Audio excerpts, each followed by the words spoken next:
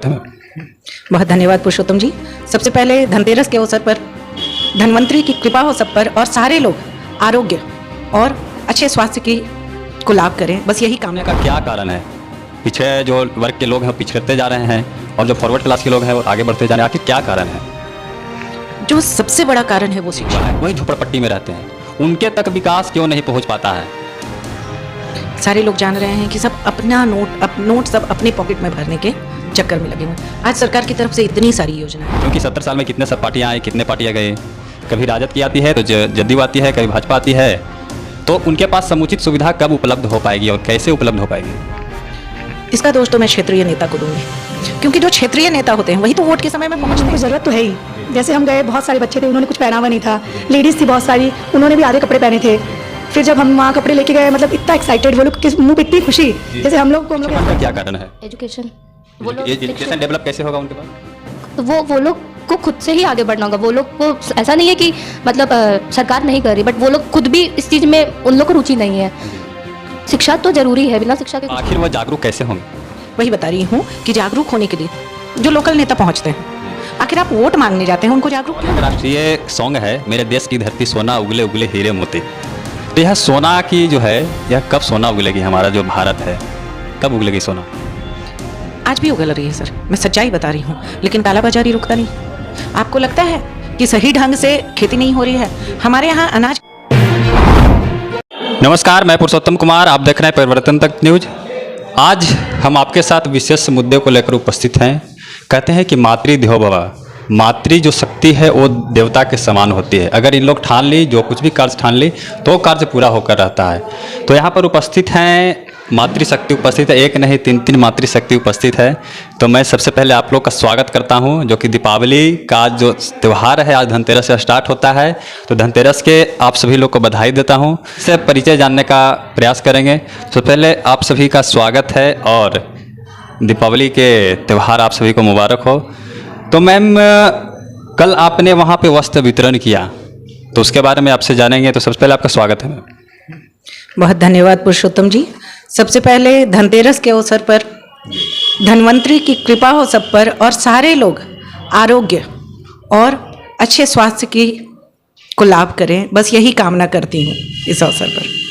Ma'am, कल आपने एक अलग कार्यक्रम स्टार्ट किया, आप लोग तीनों महिला मातृशक्ति हैं, तो इसके लिए बधाई देता हूं। जो पिछड़े वर्ग के लोग थे, उन्होंने उनके जो ठंडे के अवसर पर आपने वस्त्र वितरण किया, तो इसका उद्देश्य क्या है? आप क्या मतलब बताना चाहती है समस्त मातृशक्ति को एवं समस्त जितने भी जनप्रतिनिधि हों या फिर समस्त जितने समाज सेवी हों, उन्हें क्या आप संदेश देना चाहती है? सबसे पहले तो ये कहना चाहती हूँ कि अभी ठंड की शुरुआत हो रही है। दिवाली के समय में लगभग हर घर में सफाई होती है, हिंदू हो, जैन हो, इवन मुसलमानों के यहाँ भी, क्योंकि दिवाली हमारा पर्व जो है वो बरसात के ठीक बाद आता है।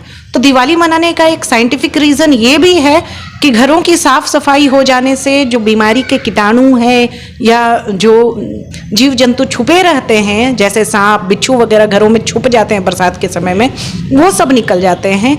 तो एक साइंटिफिक रीज़न है, इसलिए हर घर में सफाई होती है। जब सफाई होती तो बहुत सारी चीज़ें ऐसी निकलती हैं जो हमारे इस्तेमाल के लिए तो नहीं उपयुक्त हैं, लेकिन फिर भी बहुत सारे लोगों के लिए वो बहुत ज़रूरी चीज़ें हैं। उनके बिना उनका लाइफ, उनका जीवन बहुत कष्टमय है।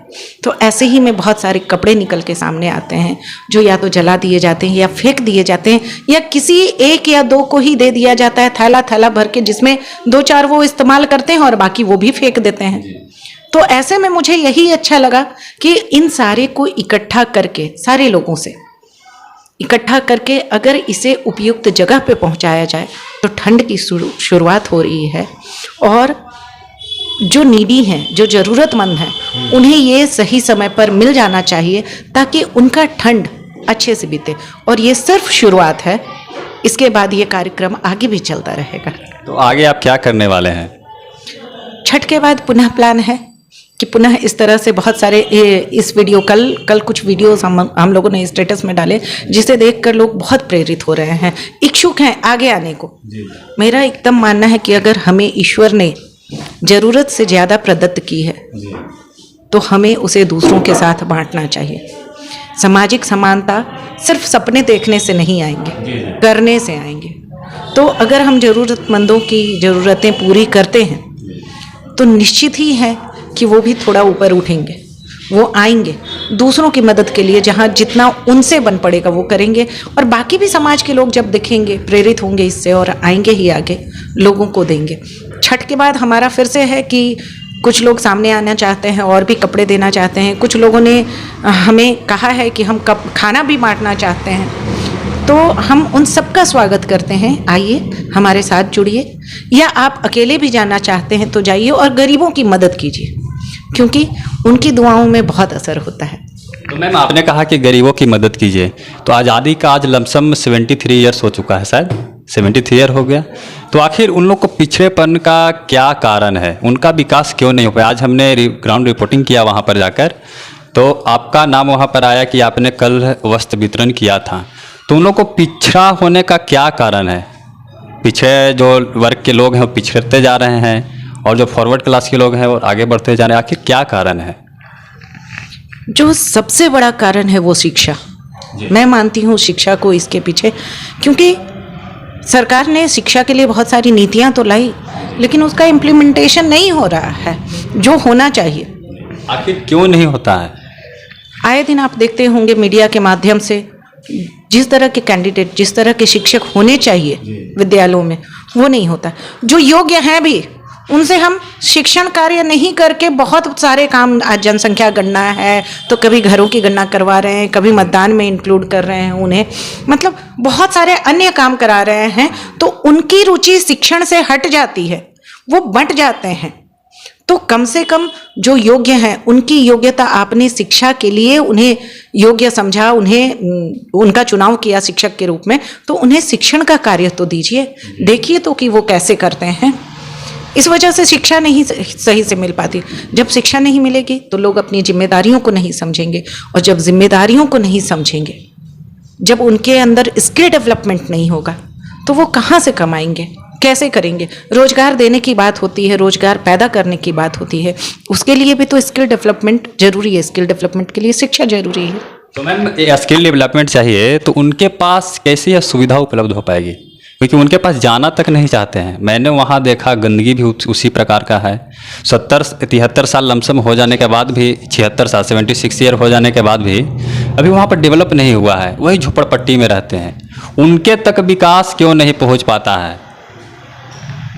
सारे लोग जान रहे हैं कि सब अपना नोट सब अपने पॉकेट में भरने के चक्कर में लगे हुए हैं। आज सरकार की तरफ से इतनी सारी योजनाएं हैं, प्रधानमंत्री आवास योजना कर लीजिए, बुजुर्गों के लिए अलग योजनाएं आई हैं, विधवाओं के लिए अलग योजना है, गरीबों के लिए इतने सारे योजना हैं।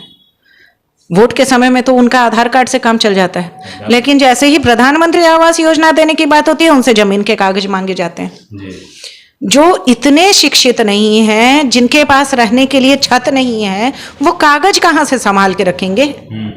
तो जो नगर प्रमुख हैं, उनका कर्तव्य बनता है कि वैसे लोगों की सूची बनाए और अपने सीनियर से या अपने अधिकार से उन लोगों को रहने की समुचित व्यवस्था करवाएं, उनके लिए उन्हें सही सुविधाएं दिलवाएं, क्योंकि वो तो इन सारी जानकारियों से भी वंचित हैं।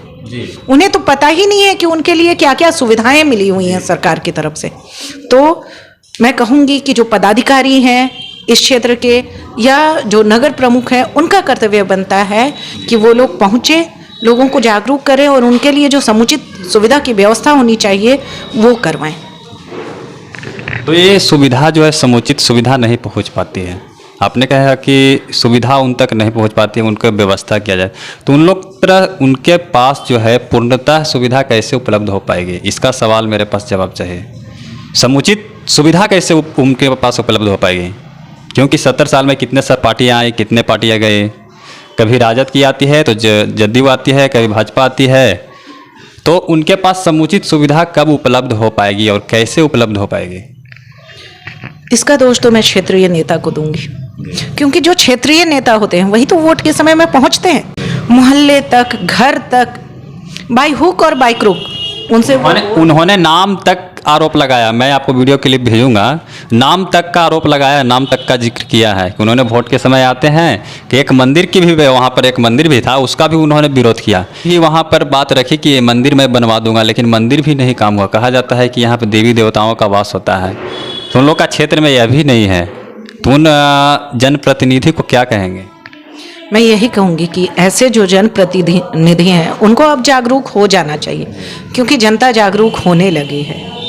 तो कहा जाता है कभी भी जब पाप का घड़ा भर जाता है तो उसके बाद फूटना ही है। जनता जिस दिन जागरूक हो जाएगी उनको वही जनता जो है दुत्कारेगी, लताड़ेगी। तो जनता जागरूक हो, उससे पहले इन्हें जागरूक हो जाना चाहिए जनता के लिए काम करने के। जनता के लिए ये जितना काम करेंगे वो उतने सुरक्षित रहेंगे। और जनता को जागरूक अब होना होगा, अपने अधिकारों के लिए उनको लड़ना होगा, उन्हें अपने अधिकार समझने होंगे। हमारा शिक्षित वर्ग अपना अधिकार समझता है, कर्तव्य नहीं समझता है। और जो गरीब हैं वो बेचारे तो अपने अधिकारों से भी वंचित हैं, कर्तव्य की तो बात दूर है। उन्हें उनके अधिकार मिल जाए यही बहुत है। तो यहाँ पर जैसे संगीता मैम ने कहा, कई प्रकार के सवालों का जवाब सटीक दिया, और आप क्या कहेंगे मैम? सबसे पहले आपका स्वागत है, आप अपना परिचय देंगे। आपका नाम क्या होगा? तानिया जैन। आपने कल संगीता मैम के साथ वहाँ पर जो है वस्त्र वितरण किया, तो आपको क्या मतलब प्रतीत होता है कि वहाँ विकास हो पाएगी? आप ध्यान देंगे, हम ध्यान देंगे, जरूर होगी। तो और आगे आप क्या करने वाले हैं? बस क्या बोलूँ, जो हो पाए हमसे, जितना बन पाएगा हेल्प करेंगे, मदद करेंगे। तो आप क्या सोचकर मतलब कर रही है? कुछ उद्देश्य होगा ना आपका कि हाँ ये मदद कर रहे हैं तो लोगों के बीच में जागरूक आएगी। हम लोगों को संगीता मैम ने जगाया, हमारा भी मन हो गया, चले गए हम भी। फिर कल देखा वहाँ तो हमें लगा कि हाँ जाना चाहिए, और भी अगर हमसे जितना बन पाए करना चाहिए, उनकी हेल्प करनी चाहिए। बस सारा श्रेय संगीता मैम को ही जाता है। तो वहाँ पर आपने बांटा, वस्त्र वितरण किया, वहाँ पे जितने भी अत्यंत पिछड़े वर्ग के लोग हैं, तो आपको क्या महसूस हो रहा है? महसूस ये हुआ कि उनको ज़रूरत तो है ही। जैसे हम गए, बहुत सारे बच्चे थे, उन्होंने कुछ पहना हुआ नहीं था, लेडीज़ थी बहुत सारी, उन्होंने भी आधे कपड़े पहने थे। फिर जब हम वहाँ कपड़े लेके गए, मतलब इतना एक्साइटेड, वो लोग के मुंह पे इतनी खुशी, जैसे हम लोग के हस्बैंड सोने का कुछ सामान ला के देते हैं तो हम लोग कितने हैप्पी होते हैं। वो पुराने कपड़े को देख के वो लोग इतने खुश हुए कि उनको क्या मिल गया है। मतलब बहुत अच्छा लगा मुझे जाके। फिर अगर मौका मिलेगा तो फिर से जाऊंगी। तो उन लोग का पिछड़ेपन का क्या कारण है, इसके बारे में बताएगी आप? भाई उनकी स्टडीज़, वो पढ़ाई लिखाई कुछ किए नहीं, शिक्षित नहीं है, उनको कुछ पता नहीं है। एक और मैम उपस्थित है, सबसे पहले आपका स्वागत है मैम। आपने वहाँ पर बांटी और मैंने देखा आपका नाम आया, तीनों मैम का नाम आया था, तो आप क्या कहेगी? उन लोग के बीच गई तो क्या प्रतीत हुआ आपको? हम लोग गए तो हम लोग को मतलब होता है ना कि वहाँ जाके पता चला उनका सिचुएशन, उनका बैकग्राउंड क्या है, वो लोग क्या फेस कर रहे हैं। मतलब बच्चे लोग तो कुछ कपड़े भी नहीं पहने हुए थे। तो एक मतलब होता है किसी के थ्रू भिजवा देना और पर्सनली उनको देखना बहुत डिफरेंट होता है। तो वो हम लोग ने देखा कि मतलब क्या गरीबी होता है, और हम लोग इतने सक्षम हैं कि हम उनका हेल्प कर सकते हैं, और जितना कर पाएंगे उतना करेंगे। आखिर उनका पिछड़ेपन का क्या कारण है? एजुकेशन, वो लोग एजुकेशन डेवलप कैसे होगा उनके पास? तो वो लोग को खुद से ही आगे बढ़ना होगा। वो लोग को ऐसा नहीं है कि मतलब सरकार नहीं कर रही, बट वो लोग खुद भी इस चीज़ में, उन लोग को रुचि नहीं है। शिक्षा तो जरूरी है, बिना शिक्षा के कुछ नहीं हो सकता है। आज हमने देखा वहाँ पर जाकर छोटे छोटे बच्चे थे, हम ग्राउंड रिपोर्टिंग वहाँ पर किए तो उन लोग को लगा कि मदाई का खेल हो रहा है यहाँ पर। वैसा लोगों का भीड़ वहाँ पर उमड़ पड़ा। तो उन लोग से पूछिए, जानकारी लिए कि हमारे पास विकास नहीं पहुँच पाता है। तो यहाँ पर जितने भी जनप्रतिनिधि जाते हैं उनको आप क्या संदेश दें? कि आप कहा जाता है कि मातृ देवो भव, मातृशक्ति एक आदि दैविक शक्ति होती है। अगर मातृशक्ति चाह गई तो देश को भी बदल सकती है। तो आप क्या संदेश देना चाहेंगे? शक्ति तो वो लोग भी सक्षम है, लेकिन ऐसा नहीं है सिर्फ एजुकेशन, वो लोग काम भी कर सकते। बेरोजगार है तो वो लोग इतने कैपेबल हैं शरीर से कि सिर्फ इधर उधर घूम रहे हैं, इस जगह कहीं काम कर रहे, बैठे हुए हैं। तो सिर्फ सरकार को दोष देने से कुछ नहीं होता है, वो लोग खुद भी कर सकते हैं। हम लोग तो करेंगे ही और सरकार भी करें, लेकिन उनको खुद के लिए खुद को बढ़ना होगा। जैसे मैम ने कहा, वो लोग अपना अधिकार नहीं जानते, कर्तव्य नहीं पता, तो वो लोग को भी जागरूक खुद के लिए भी होना पड़ेगा। मैंने भी सोशल मीडिया में पोस्ट किया तो बहुत से लोग ने मतलब देखा, तो हम लोग का भी मतलब यही मोटिव है कि लोग अवेयर हो और कितने लोगों ने पर्सनली मैसेज किया कि हम लोग भी नेक्स्ट जो भी मैम करेगी या और भी लोग जो करेंगे तो हम लोग और कहीं भी गांव में जाके करेंगे, लेकिन वो लोग को भी खुद के लिए कुछ करना होगा। वो लोग सक्षम है, आज काम की कमी थोड़ी है, लेकिन वो लोग ऐसे इधर उधर घूम के कर रहे हैं। उनके पास एजुकेशन का अभाव होता है, तो उनके पास एजुकेशन के अभाव होने के कारण उन लोग कमा नहीं पाते हैं, और उनका जो है अभी भी झोपड़पट्टी का मकान बना हुआ था, उनके पास रहने तक की व्यवस्था नहीं थी। उन लोग झोपड़ी बनाकर जो थे वहाँ पर रह रहे थे। तो हमने देखा तो आश्चर्यचकित हुआ कि बताइए, रफ़ीगंज प्रखंड इतना विकसित हो चुका है, हमारे यहाँ रेलवे स्टेशन हो गया, रेलवे स्टेशन विकसित कर रहा है, सब कुछ विकसित कर रहा है, परंतु उन लोग अभी तक वही जो पहले था वही में भी रह रहे हैं। तो उन तमाम लोगों को क्या संदेश देंगे, उन जितने भी नेताएं हैं समाज सेवी, उनको क्या संदेश देना चाहती हैं आप, विशेष महिला होकर अपना पर्सनली? वो लोग खुद से ही मतलब काम, बेरोजगार है लेकिन काम भी बहुत है। आज हम लोग के आप रफ़ीगंज में आइए, काम तो हम लोग तो अपने हक के लिए उनको खुद को भी आगे बढ़ना पड़ेगा। हम लोग खुद इतने रखते हैं स्टाफ या जो भी हमारे यहाँ काम करते, वो लोग काम कर रहे ना, अच्छे जगह काम कर रहे, थोड़ा तो मेहनत उनको भी करना पड़ेगा। आज कितने भी पढ़े लिखे या अमीर, तो वो लोग भी काम कर रहे हैं। आज हम काम कर रहे तो ही तो हम उनको दे पा रहे हैं, बैठ के तो हम भी उनको नहीं दे पाएंगे ना, तो उनको खुद के लिए भी काम करना पड़ेगा। जैसा कि इन्होंने कहा कि जो मेहनत करेगा वही आगे बढ़ेगा, जो परिश्रम करता है वही फल की प्राप्ति करता है। तो मैम, और आगे क्या संदेश देना चाहेगी आप? मैं समाज के सारे लोगों से यही कहूँगी, जैसा कि हम लोगों के डिस्कशन से यही क्लियरली पता चला, एक तो शिक्षा की कमी है, लेकिन शिक्षा उनके लिए कितना जरूरी है ये जागरूकता की भी कमी है। आखिर वह जागरूक कैसे होंगे? वही बता रही हूँ कि जागरूक होने के लिए जो लोकल नेता पहुँचते हैं, आखिर आप वोट मांगने जाते हैं, उनको जागरूक क्यों नहीं करते हैं? आप उन तक पहुंच रहे हैं, हम 4 लोग पहुंचे, हमारे पास आए, आप देखेंगे कितने सारे लोगों ने लाइन में लग के डिसिप्लिन फॉलो किया। एकमात्र पहुंच के थोड़ा सा अगर हम आधा घंटा का समय दे रहे हैं तो उन्होंने कम से कम डिसिप्लिन सीखा थोड़ा सा। तो जो नेता हमेशा पहुंचते हैं, हमेशा वोट मांगने जाते हैं, उनसे लाभ लेते हैं वोट का, क्या वो नहीं जा सकते उन्हें जागरूक करने के लिए? क्या वो नहीं बोल सकते कि शिक्षा आपके लिए बहुत जरूरी है? क्या उनके अधिकारों के लिए वो आगे नहीं आ सकते? उनकी मांगों को लेके वो नगर पंचायत तक नहीं जा सकते? आखिर कौन बोलेगा इसके लिए? हम आप ही आगे आएंगे। समाज के मैं सारे लोगों से कहूँगी कि आप अपने परिवार तक सीमित न रहें, उससे थोड़ा बढ़ के समाज की ओर भी जाएं। देखें कि हमारे समाज में जो निम्न वर्ग के लोग हैं उनको आप क्या सुविधाएं दे सकते हैं। भारत में संसाधनों की कमी नहीं है, हमारे रफ़ीगंज में भी संसाधन की कमी नहीं है। छोटा सा बहुत डेवलप्ड मार्केट है ये। आप आसपास के क्षेत्र से देखेंगे, इतने कम एरिया का इतना डेवलप्ड, इतना पूरी तरह से बाजार बना हुआ कहीं नहीं है।